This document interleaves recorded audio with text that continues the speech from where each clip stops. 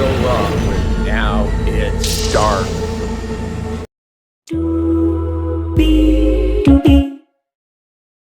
Hey everybody, welcome to Now It's Dark. I'm Jim. I just watched Nyctophobia on Tubi. This is also available on Prime for $1.99. So there you go. If it's only $1.99 on Amazon, you know you're not getting a very big, budgety, stellar movie. And it's free on Tubi. That's okay. And it's on the Roku channel as well. This is tagged as a horror film. It's 2024, 1 hour, 17 minutes. Twin sisters Rose and Azalea and their friend Brooks find themselves trapped in a supernatural blackout in which monsters are real. Their only hope for survival comes from the light of their cell phone. Directed by Kim Noonan, written by Koji Steven Sakai, starring real-life sisters Bianca D'Ambrosio as Rose, and Shara, with that same last name, as Azalea, and Brooks was played by B.J. Tanner. And there's just a small cast. There's a mom and dad in this as well. And yeah, I I was not expecting this. This is another case of I got duped, and I was already invested in that. I had put time aside and gotten my index card titled and a thumbnail made. So I was already kind of committed to watching this movie. It opens with like a montage of missing persons pictures and you know, dates that they went missing and things like that. And then the montage ends into a podcast, the LA Paranormal Podcast, with host Lisa, and she has a partner. I don't remember what his name was. uh, Dennis, Dennings, and they're talking about paranormal. She's the Fox Mulder. He's the Scully, not a believer. She's full blown into it. There's something happening. They begin discussing this disappearance story from a year earlier in 2023 of these two sisters. And then she, Lisa, claims to have the footage from somewhere of this missing persons case, and Dennis doesn't believe it, and so she says, "Do you want to see it?" And so then we go into seeing it, and then that's when it is found footage. I got duped into watching a found footage film, and boy, I really hated it. I really did. So it's graduation day for these kids, these crazy kids, Rose and Azalea, and Brooks. And Brooks is there as well. Brooks got some kind of weird backstory, and it does get somewhat explained way into the movie. But for a very long time, when things are happening, I'm like, why is he there? And even for the before part, like, why isn't he with his family on graduation? They're all wearing their cap and gowns and stuff, and it's just like this awkward thing. And yeah, so it's a lot of cringy, found footagey stuff, a lot of character stuff with the sisters, their ins and outs.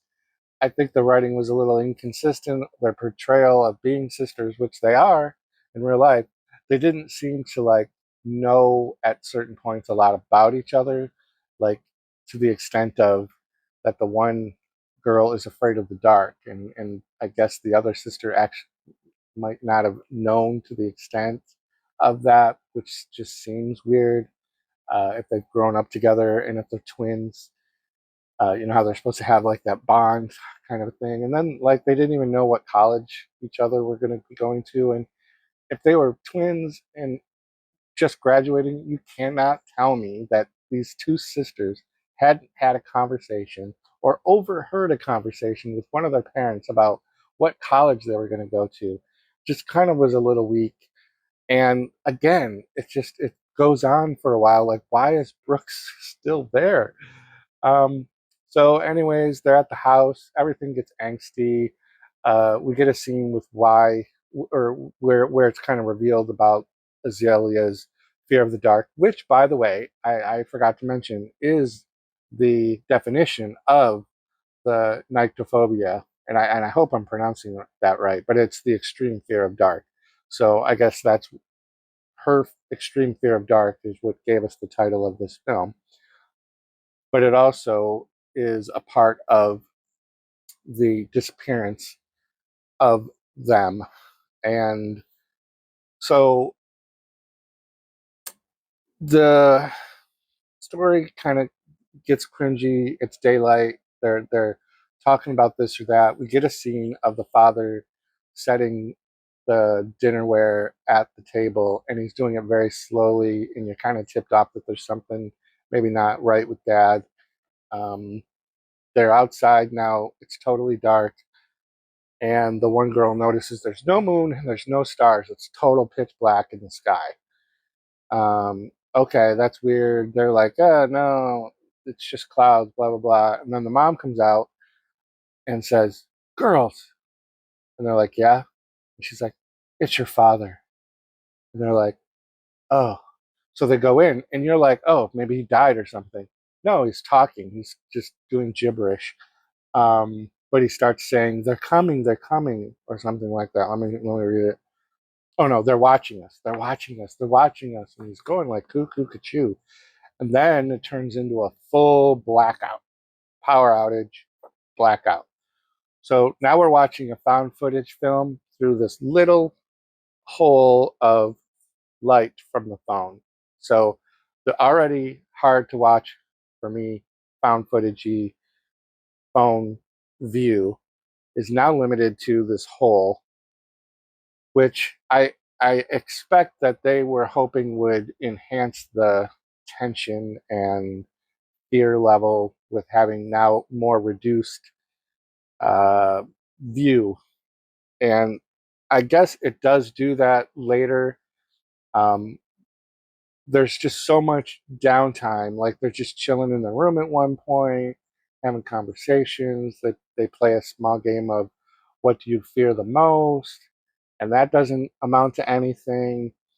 Then there's crazy noise. Neighbor breaks in, but he's out of it.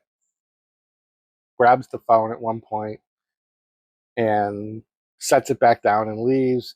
But then things just go crazy. So that's about as much spoilery as I'll get because there's not really a whole lot to this movie except for the hope that we are getting amped up with fear because of the darkness. So if you are afraid of the dark, maybe this will have more of an effect on you than it did to me.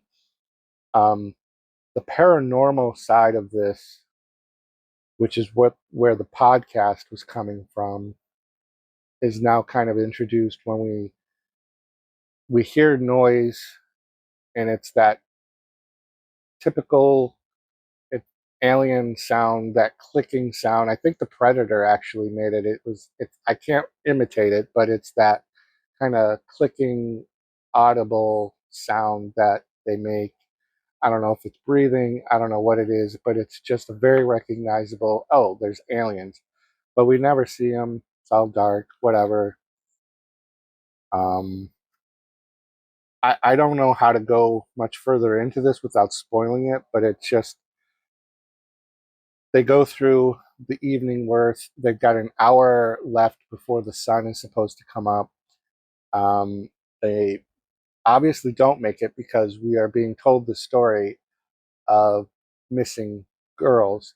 But there's other people like Brooks. I don't know if my attention just wasn't there and I didn't understand if he was included in the missing twin sisters and the parents, you know what I mean? And then there was, why did we introduce the neighbor for that couple of seconds? You know, were they missing as well?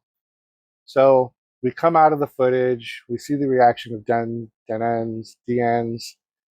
He doesn't believe it. Lisa, the podcaster host, is like, you don't believe me? Well, let me tell you this. It happened again last night. And Dennis is like, shut up. And she's like, no, for real. And he's like, come on, this is fake. She's like, no. Do you want to know where? Well, I'm not telling everybody on the air, but meet me at my house in 1 hour with your camera. and we'll go there. So they go there and they find this empty house. And yeah, so they go through this house. They see some blood. And I'm not going to tell any more about it, but then it just ends horribly. It just literally ends. Very, very strange way to end it. Definitely didn't feel like it was supposed to be setting up a sequel or anything else. The father is saying that they are watching us. He also at one time starts yelling, "They're here, they're here." We don't know what they are. And this was also Lisa's thing when they go to the house at the end of the movie, and her partner there's filming it to document their paranormal investigation. She keeps saying, like, this is our proof that this has all been happening. But we don't know what this all is or who they are. So it's just very strange. I don't know. Let me see what it's rated on IMDb. It's only got a 3.8 rating so far. It's only got 103 reviews at the time I filmed this. It's different. I mean, if you're afraid of the dark, like I said, maybe this would be a little thing. I'm very fatigued of found footage, so I will admit that my interest dropped significantly when I saw that this was found film or found footage, and then also when it went from being found footage to now just found footage with the little scope of a circle in the middle of the screen. Uh, it really did, and the acting is just okay. There's a lot of fighting, a lot of yelling, a lot of running. You know, the shaky cam, a lot of screaming, a lot of yelling for each other. Where are you? And the mom was kind of not that good of an actress.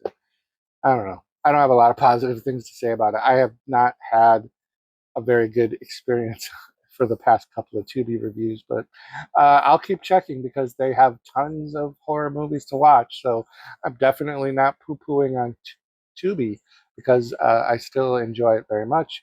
Let me know in the comments down below if you have an extreme fear of the dark or whatever.